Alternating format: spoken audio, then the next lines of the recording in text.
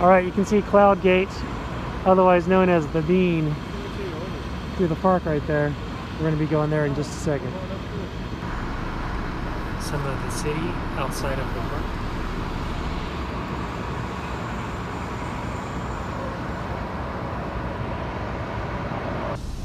Millennium Park Chicago. Check out the color on those trees.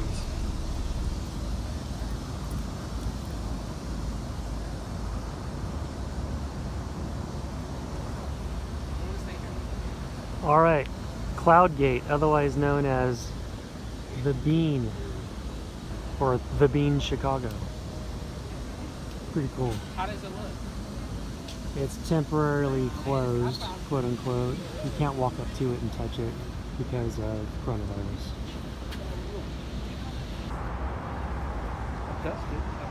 It's cool how you can see the buildings and the trees and everything in it.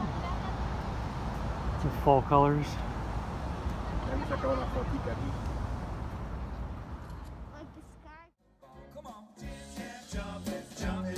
Makes you take your job on the mellow side.